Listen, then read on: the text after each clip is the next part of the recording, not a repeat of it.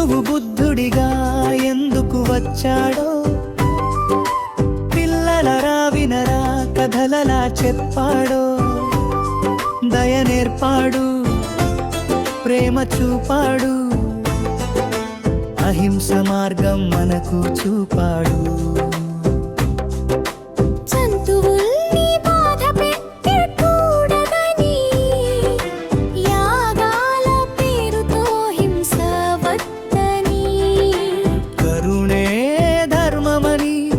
చెప్పడానికి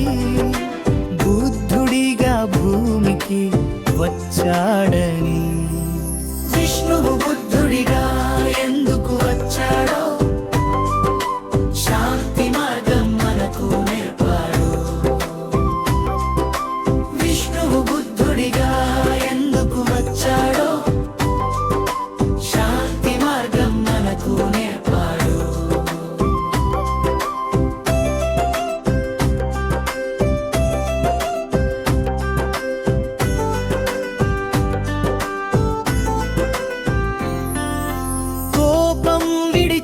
నవ్వు పంచితే లోకం అంతా సంతోషమైతే మనసు శుద్ధం అయితే చాలు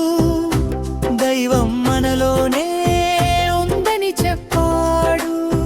దయతో జీవించు చిన్నారి అహింసే గొప్ప ఆయుధమని బుద్ధుడి మాటలు గుర్తు పెట్టుకో మంచి పిల్లవాడిగా ఎదుగుమని